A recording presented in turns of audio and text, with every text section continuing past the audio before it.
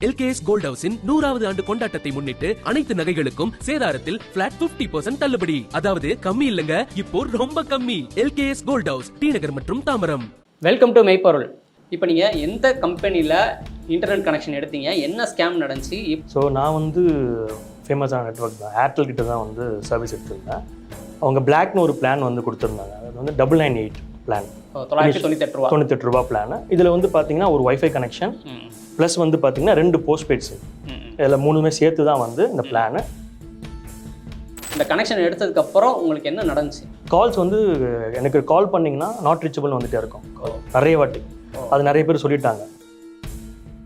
Okay, நீங்கள் இப்போ கேட்டீங்க, அதுக்கப்புறம் அவங்க என்ன சொன்னாங்க? இப்போ கேஸ் வந்து நான் மெயினாக இந்த விஷயத்துக்காக கேஸ் ஃபைல் பண்ணேன். இந்த கால் ட்ராப்பும் ஒன் ஆஃப் தி ரீசன் தான். வேறு என்ன பிரச்சனை? வேறு பிரச்சனை வந்து பார்த்தீங்கன்னா ஒரு அவங்க கோர்ட்டில் வந்து என்னென்ன மாதிரியான ரீசன்ஸ்லாம், இவர் வந்து பொய் சொல்கிறாரு அப்படின்னு சொல்லி என்னென்ன மாதிரியான ரீசன்ஸ்லாம் மலுப்புறதுக்கு சொன்னாங்க? மலுப்புறதுக்கு வந்து பார்த்தீங்கன்னா நாங்கள் வந்து ஆல்ரெடி காம்பன்சேஷன் கொடுத்துட்டோம். இப்போ நம்ம நார்மலாக வந்து ஃபோன் தொலைஞ்சு போச்சனாலே, சிம் தொலைஞ்சு போச்சனாலே டக்குன்னு கஸ்டமர் கேருக்கு ஃபோன் போட்டு பிளாக் பண்ணுங்க அப்படின்னு சொல்லுவாங்க. நம்மளும் பிளாக் பண்ணுவோம். இதுதான் ரெகுலராக எல்லாரும் பண்ணுற ஒரு விஷயம். இப்போ அந்த கோர்ட் விசாரித்து என்ன ஜட்மெண்ட் கொடுத்தாங்க?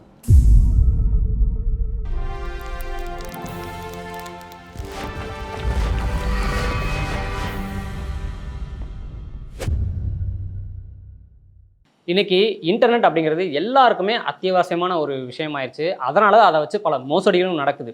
ஏன்னா இன்றைக்கி எல்லார் வீட்லேயும் வந்து கண்டிப்பாக ஸ்மார்ட் ஃபோன் இருக்கும், டிடிஹெச் கனெக்ஷன் இருக்கும், அதுக்கப்புறம் ஒய்ஃபை கனெக்ஷன் இருக்கும், இல்லாட்டி இந்த மூணில் ஏதாவது ஒன்று கண்டிப்பாக இருக்கும். அந்த கனெக்ஷன் எடுத்திருப்போம், இல்லை அதுக்கு ஏதாவது ரீசார்ஜ் பண்ணியிருப்போம்.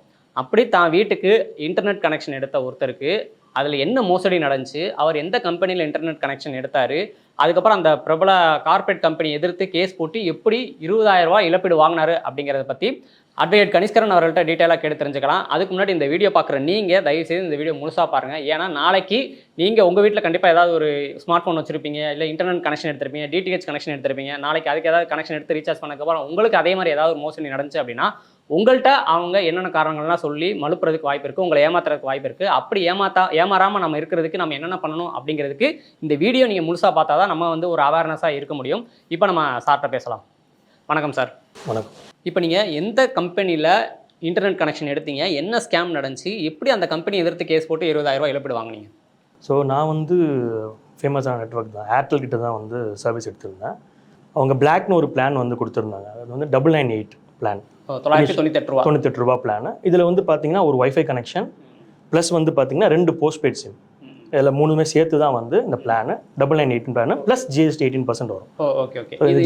நீங்களா கூகுளில் சர்ச் பண்ணீங்களா? இல்லை இது வந்து நம்ம வைஃபை கண்டிப்பாக வீட்டில் கனெக்ஷன் தேவைன்னும் போது நான் சர்ச் பண்ணி பார்த்துட்டு இருந்தேன். பட் அந்த ஏரியாவில் ஃபீஸிபிலிட்டி வந்து ஏர்டெல் மட்டும் தான் இருந்துச்சு. நான் ஜியோக்கும் இதுக்கும் ஆக்டோ நீங்களா போய் சர்ச் பண்ணி நீங்களா போய் சர்ச் பண்ணும்போது இது அதுக்கப்புறம் கால் பேக் வந்துட்டு இருந்தது. நான் ஒன்ஸ் சர்ச் பண்ணதுக்கப்புறம் கால் பேக் வந்தது. பக்கத்துலேயே ஸ்டோர் இருந்துச்சு. சரி, அங்கே போயிட்டு நான் அப்ரோச் பண்ணி ஐடியா ப்ரூஃப் வச்சு எடுத்துட்டேன். Okay okay. இப்போ 998 ரூபாய்க்கு அந்த ஏர்டெல் பிளாக் கனெக்ஷன் எடுத்திருக்கீங்க. டேட்டா எவ்வளோ, ஸ்பீடு எவ்வளோ? அதில் 30 Mbps ஸ்பீட் தான். 30 Mbps வைஃபை எனக்கு அது போதுமானது தான். ஆஃபீஸ் ஒர்க் மட்டும் தான் எடுத்திருந்தேன். டேட்டா வந்து unlimited data. Okay okay. Mobile போஸ்ட்பெய்டுக்கு வந்து 5G வந்துடும், அதுவும் அன்லிமிட்டட் தான். அது 2 சிம் வச்சு யூஸ் பண்ணுறேன். இந்த கனெக்ஷன் எப்போ எடுத்தீங்க? இது வந்து பார்த்தீங்கன்னா 11/4/2024 வந்து நான் வேறு பிஎஸ்என்எல் வந்து போர்ட் பண்ணி அதுக்கு வந்து அந்த ஸ்கீமுக்காக வந்திருந்தேன். வைஃபையும் வந்துடுது ப்ளஸ் டேட்டாவும் வந்து இன்னொரு சிம்மும் யூஸ் பண்ணிக்கலான்றதுக்காக 2 சிம்மும் போட்டுடலான்றதுக்காக 3மே கொண்டு வந்தேன். இது 2024 ஏப்ரல் மந்த் வந்து ஸ்கீம். இதில் டிடிஹெச் கனெக்ஷன் சேர்ந்து வருதா? டிடிஹெச் கனெக்ஷன் சேர்ந்து வரும். பட் நான் டிடிஹெச் நான் ஆஃப் பண்ணல. நீங்கள் ஆஃப் பண்ணல? மிச்ச ரெண்டு மட்டும் ஆஃப் பண்ணிட்டேன். ஓகே. இப்போ கனெக்ஷன் எடுத்துட்டீங்க.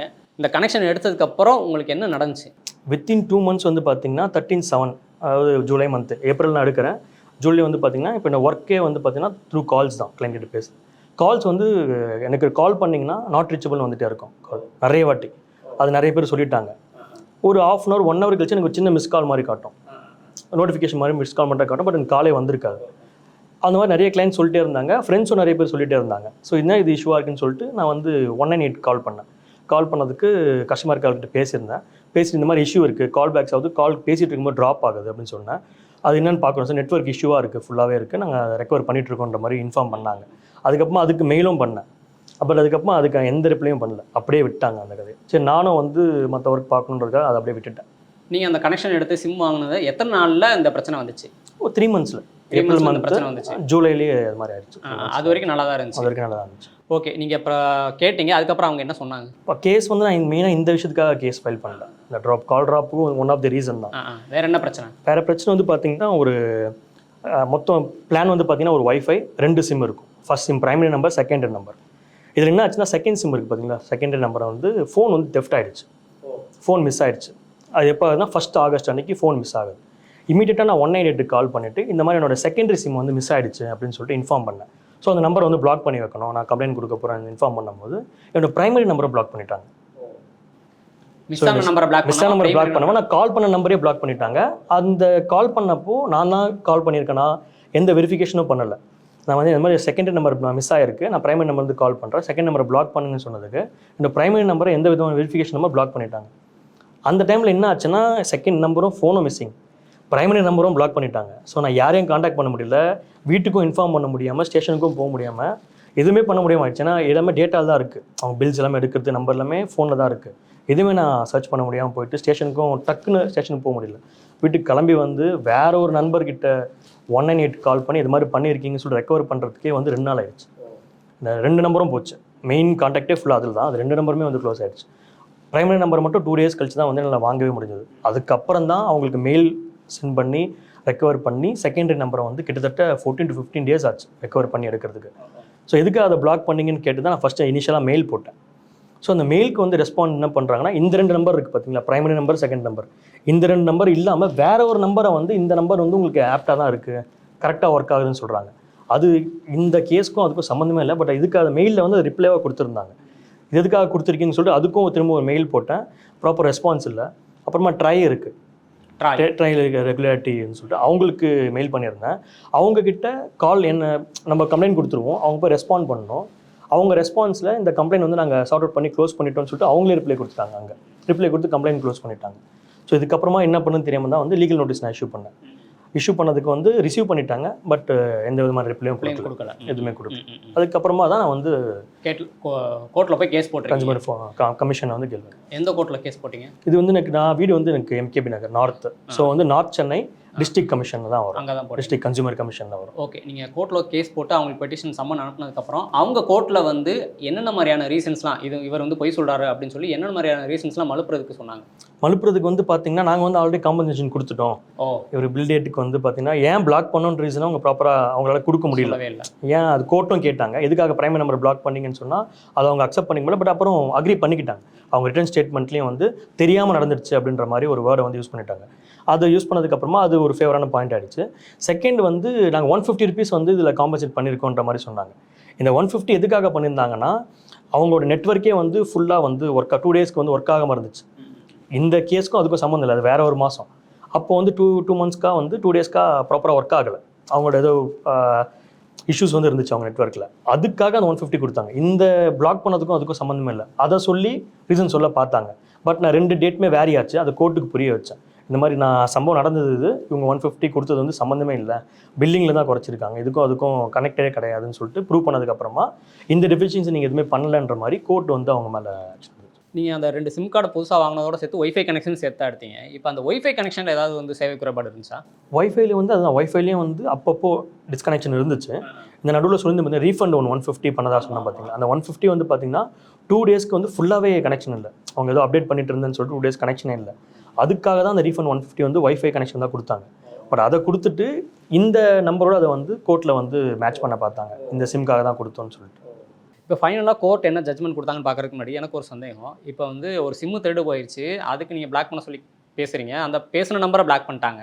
இப்போ 14 நாளில் 2 சிம்மே திருப்பி ரெக்கவர் பண்ணி கொடுத்துட்டாங்க அப்படின்னு சொல்கிறீங்க. இந்த 14 நாள் உங்களுக்கு ரொம்ப கஷ்டமாக இருந்திருக்குமே? ஆமாம் ஆமாம். ஃபோனும் இல்லாமல் சிம்மும் இல்லாமல் என்னென்ன மாதிரியான பிரச்சனைகள்? இப்போ ஃபோன் வந்து பார்த்தீங்கன்னா நம்மளுக்கு கிட்டத்தட்ட எசென்ஷியல் தான், எசென்ஷியல் பொருளில் வந்து ஒன்றா ஆயிடுச்சு ஃபோன். என்னோடய ஃபோனில் வந்து இப்போ என்னோட ப்ரொஃபஷன் வந்து பார்த்தீங்கன்னா அட்வொகேட் தான்.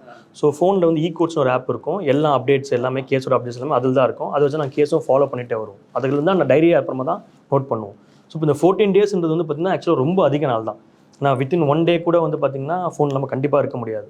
நான் இங்கேருந்து எங்கேயாவது போகிறதுக்கோ சரி, கேஸ் ரிசர்ச் பண்ணுறதுக்கோ சரி, சர்ச் பண்ண எல்லாமே ஃபோனில் தான் மேக்ஸிமம் பண்ணுவோம். அப்புறமா தான் நாங்கள் எங்கள் டிராஃப்ட்டை வந்து ஸ்டார்ட் பண்ணுவோம்.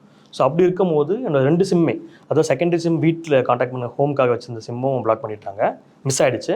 அதை ரெக்கவர் பண்ண ரெக்வஸ்ட் கொடுத்துருந்தேன். செகண்ட் பிரைமரி நம்பரும் பிளாக் பண்ணிட்டாங்க. பிரைமரி நம்பர் தான் என்னோட மேஜர் கிளைண்ட்ஸ் எல்லாமே அதில் தான் நாங்கள் ஹேண்டில் பண்ணிட்டு இருக்கோம். ஸோ கிளைண்ட் கிட்ட கான்டாக்ட் எல்லாமே வந்து லாஸ்ட் ஆகிட்டு மற்ற அட்வொகேட்ஸும் கான்டாக்ட் பண்ணுவாங்க. ஒரு சில கேசஸ்க்கு வந்து போய் ஹியரிங் அப்பியர் ஆகுங்கன்ற மாதிரி கேசஸ் கொடுப்பாங்க. ஸோ அவங்களும் கான்டாக்ட் பண்ண முடியல, நானும் அவங்ககிட்ட இன்ஃபார்ம் பண்ண முடியாமல் எதுக்குமே வந்து ஒரு கம்யூனிகேஷன் இல்லாமல் போயிடுச்சு எல்லாருக்கிட்டையும். ஸோ அதனால் லாஸ் வந்து பார்த்தீங்கன்னா 2-3 கேசஸ் பெயிலெலாம் வந்து பார்த்தீங்கன்னா அன்றைக்கி வந்து கொடுக்குற கேஸ் தான். ஸோ அந்த மாதிரி பெயில் கேசஸ் நிறையவே லாஸ் ஆச்சு. அதனால் எனக்கு ப்ரொஃபஷனல் ரீதியாகவும் வந்து லாஸ் இருந்துச்சு. ஃபேமிலியும் வந்து சடனாக இன்னும் இன்ஃபார்ம் பண்ண முடியல. நான் ஸ்டேஷனுக்கு போனாலும் வந்து டாக்குமெண்ட்ஸ் சர்ச் பண்ண முடியல. ஏன்னா எல்லாமே நம்ம டிஜிட்டல் இதில் வச்சுருப்போம் டாக்குமெண்ட்ஸ் எல்லாமே. அது உடனே ஸ்டேஷனில் கொடுக்க முடியல. இப்போ பில்ஸ் எங்கே, ஃபோன் தெஃப்டான ப்ரூஃப் எல்லாமே நான் வந்து மெயிலில் தான் வச்சுருப்பேன். ஸோ அது எதுவுமே ஆக்சஸ் பண்ண முடியாமல் ஸ்டேஷனுக்கு இன்டிமேட்டே பண்ண முடியாமல் போச்சு. அப்புறம் வீட்டுக்கு வந்து வேறு நம்பர் போட்டு ரெக்கவர் பண்ணிட்டு தான் ஸ்டேஷனுக்கு போய் கம்ப்ளைண்டே கொடுக்க முடியும். இந்த லாஸ்ட்டுக்கும் நான் ரெக்கவர் உடனே பண்ண முடியல. நீங்கள் சொல்கிறத கேட்கும்போது புதுசாக ஒரு விஷயம் பார்த்த மாதிரி இருக்குது. ஏன்னா இப்போ நம்ம நார்மலாக வந்து ஃபோன் தொலைஞ்சு போச்சனாலே, சிம்மு தொலைஞ்சு போச்சனாலே டக்குன்னு கஸ்டமர் கேருக்கு ஃபோன் போட்டு பிளாக் பண்ணுங்க அப்படின்னு சொல்லுவாங்க. நம்மளும் பிளாக் பண்ணுவோம். இதுதான் ரெகுலராக எல்லாரும் பண்ணுற ஒரு விஷயம். ஆனால் அந்த ஃபோன் நம்பரை எந்த நம்பர்லேருந்து ஃபோன் பண்ணணுமோ அந்த நம்பரே வந்து பிளாக் பண்ணுற விஷயம் வந்து இப்போ தான் வந்து புதுசாக இருக்குது, மாற்றி பிளாக் பண்ணதுங்கிறது. சரி, இப்போ 14 நாள் ஆச்சு, நீங்கள் கம்ப்ளைண்ட் பண்ணி 14 நாளில் திருப்பி அந்த 2 நம்பரை ரெக்கவர் பண்ணாங்களா? அதான் அந்த 2 நம்பர் திருப்பி ரெக்கவர் பண்ணி கொடுத்துட்டாங்களா? அப்புறம் திருப்பி வந்து கேஸ் போட்டு இப்போ அந்த 14 நாள் வந்து என்னோட இழப்பு இருக்குது பார்த்தீங்களா, அதை வந்து அவங்களால கண்டிப்பாக ஈடு கட்டவே முடியாது. நான் அந்த இழப்பு வந்து அப்போ மிஸ் பண்ண கிளைண்ட்ஸாக இருக்கட்டும், அப்போ நான் மிஸ் பண்ண முக்கியமான நிகழ்வுங்க வந்து அப்போ ஆயிருக்கும். அதை நான் ஃபோன் இல்லாமல் வந்து அதை கான்டாக்ட் பண்ண முடியல. ஸ்டேஷனில் இன்ஃபேக்ட் கம்ப்ளைண்ட்டே கொடுக்க முடியாமல் போச்சு. ஏன்னா ஸ்டேஷனுக்கு கண்டிப்பாக பில்ஸும் எதுவும் கண்டிப்பாக கேட்பாங்க. நான் எல்லா பில்ஸுமே இமெயிலே தான் வச்சுருப்பேன். ஸோ அதை கொண்டு போய் ஸ்டேஷனுக்கு கம்ப்ளைண்ட் கொடுத்து 2-3 days ஆகிடுச்சு. லாஸ்ட்டு ஃபோனை கம்ப்ளைண்ட் கொடுத்து அப்புறமா ரெக்கவர் பண்ணவும் டைம் ஆகிடுச்சு. செகண்ட் வந்து எல்லா டிரான்சாக்ஷனும் பேங்கிங் அக்கௌண்ட்ஸ் எல்லாமே வந்து ஃபோனில் தான் இருக்குது. சிம் இல்லாமல் அது பாசிபிளே கிடையாது. என்னோட டிரான்சாக்ஷன் மொத்தமாக முடங்கி போயிடுச்சு. நான் இவங்களுக்காகவே அலைஞ்சிட்டு இருந்தேன். சிம்மை ரெக்கவர் பண்ணி கொடுங்க, வேறு சிம் போட்டு கொடுங்கன்ற மாதிரி இதுக்காக அலைஞ்சு பண்ணிவிட்டு இதுக்காகவே நான் தெரிஞ்சுட்டு இருந்தேன். என்னோட ப்ரொஃபஷனை விட்டுட்டு நான் இதுக்காக அலைய வேண்டியதாக போச்சு 14 days. ஸோ அந்த மன உளைச்சலுக்கும் அந்த ஒரு இழப்புக்கும் சேர்த்து ஒரு காம்பன்சேஷன் வேணும் அப்படின்னு சொல்லி நீங்கள் வந்து கன்சூமர் கோர்ட்டில் கேஸ் போட்டிருக்கீங்க. ஓகே, இப்போ அந்த கோர்ட் விசாரித்து என்ன ஜட்மெண்ட் கொடுத்தாங்க? ஸோ கோர்ட்டில் வந்து என்கொயரி நடந்துச்சு. ஸோ அவங்க சைடும் வந்து ப்ரூஃப் ஃபைல் பண்ணாங்க. இது கன்சூமர் பொறுத்த வரைக்கும் பார்த்தீங்கன்னா மற்ற கோர்ட்ஸ் மாதிரி கிராஸ் எக்ஸாமினேஷன் அந்த ஸ்டேஜே வராது. இப்போ ஃபைல் பண்ணுவோம், அவங்க ரிட்டன் ஸ்டேட்மெண்ட் ஃபைல் பண்ணுவாங்க. அதுக்கு அடுத்த ஸ்டேஜே வந்து பார்த்தீங்கன்னா ப்ரூஃப் நம்ம டாக்குமெண்ட்ஸ் எல்லாமே கொடுத்துருணும். ஸோ அப்போ நான் வந்து உங்களுக்கு பண்ண மெயில் கம்யூனிகேஷன்ஸை, அவங்க கொடுத்த ரிப்ளை, அப்புறம் ட்ரைக்கு கொடுத்தது, அப்புறமா மந்த்லி பே பண்ணுற பேமெண்ட்ஸு, அப்புறம் அவங்க அந்த 150 ஒரு ரீஃபண்ட் பண்ணாங்க. அந்த ப்ரூஃபும் நானே வச்சுட்டேன். அதெல்லாம் அந்த ப்ரூஃப்ஸ்லாம் வச்சு நான் டாக்குமெண்ட்ஸ் மார்க் பண்ணேன். அவங்க சைட்லேருந்து வந்து நான் வந்து 14 daysல ரிகவர் பண்ணி கொடுத்துட்டோன்ற மாதிரி ரிப்ளை வந்து ஒரே ஒரு ப்ரூஃப் வச்சாங்க. இது நடந்ததுக்கப்புறம் ஆர்குமெண்ட் நான் பண்ணோம். ஆர்குமெண்ட் பண்ணி முடிச்சதுக்கப்புறம் ஆர்டர் வந்து பார்த்தீங்கன்னா இது மாதிரி அவங்க சைடில் டெஃபிஷியன்சி இருக்குன்னு ப்ரூவ் ஆகிடுச்சு. ஏன்னா வந்து 14 days ப்ராப்பர் ரிப்ளை இல்லை. இனிஷியலாக வந்து உடனே ஒரு ரெஸ்பான்ஸ் இல்லாமல் பிளாக் பண்ணதே முதல்ல தப்பு. அதுக்கு ப்ராப்பர் ரெக்கவரியும் வந்து உடனே கொடுக்கல, அவங்க சொல்யூஷன் கொடுத்துருக்கணும், இல்லை ஏன் பிளாக் பண்ணிங்கன்னு ரீசனாவது சொல்லியிருக்கணுன்ற மாதிரி சொல்லிட்டு அது டெஃபிஷியன்சி ப்ரூவ் ஆயிருக்குன்னு சொல்லிட்டு ஆர்டர் பண்ணாங்க கோர்ட். ஓகே, அதான் என்ன ஜட்மெண்ட் கொடுத்தாங்க? ஸோ 20,000 15,000 வந்து டெஃபிஷியன்சி ஆஃப் சர்வீஸ்க்கு, 5,000 வந்து லீகல் எக்ஸ்பென்சஸ்க்கு. ஓகே 15,000 வந்து சேவை குறைபாட்டுக்கும், 5,000 வந்து வழக்கு செலவுக்கும் சொல்லி மொத்தம் 20,000 வந்து இழப்பீடு கொடுக்க சொல்லி உத்தரவு போட்டாங்க. அந்த காசு உங்களுக்கு கொடுத்துட்டாங்களா? அந்த காசு கொடுத்துட்டாங்க. அது வந்து ஆக்சுவலாக 2 months பே பண்ணணும். ஆஸ் பர் கோர்ட்டாக 2 months பண்ணோம். 2 months பண்ணலன்னு சொன்னால் 9% வந்து இன்ட்ரெஸ்ட் அதுக்கு பர் ஆனம் சொல்லியிருக்காங்க. இது ஆர்டர் டேட் வந்து பார்த்தீங்கன்னா கிட்டத்தட்ட 27/10 அன்னைக்கு ஆர்டர் போட்டிருந்தாங்க. பட் ஆர்டர் 25 அக்டோபர் மாதம் ஆர்டர் போட்டிருந்தாங்க. பட் ஆர்டர் காப்பி ரெடி ஆகிறதுக்கு 1 month ஆகும் கோர்ட்டில். 1 month ஆனதுக்கப்புறமா ஆர்டர் ஆஃப் ரெசிப்ட் டேட்லேருந்து தான் கணக்காகும். அந்த டேட் வந்து பார்த்தீங்கன்னா 8/12 தான் ஆர்டர் காப்பி ரெடி ஆச்சு. 8/12 அன்றைக்கி நான் உடனே வந்து ஏர்டெல்க்கு இன்டிமேட் பண்ணேன். இந்த மாதிரி இந்த சோன்ஸோ கேசஸ் நான் வின் பண்ணிட்டேன்னு சொல்லிட்டு இன்டிமேட் பண்ணியிருந்தேன். இன்டிமேட் பண்ணி அவங்களுக்கு வந்து 2 months டைம் இருந்தது. ஸோ அது 11/2 இந்த மந்த் தான் முடிஞ்சது. February month தான் முடிஞ்சது. 11/2 தான் அந்த டைம் முடிஞ்சது. டைம் முடிஞ்சதுக்குமா 17/2 வந்து அவங்க எனக்கு போஸ்ட் அனுப்பிச்சிருந்தாங்க டிடிஆர். எப்படி டிடிஆர் எடுத்து அனுப்பிச்சிட்டாங்க? டிடிஆர் எடுத்து அனுப்பிச்சிட்டாங்க. அமௌண்ட் வந்துருச்சு? அப்போ அமௌண்ட் வந்து ஓகே.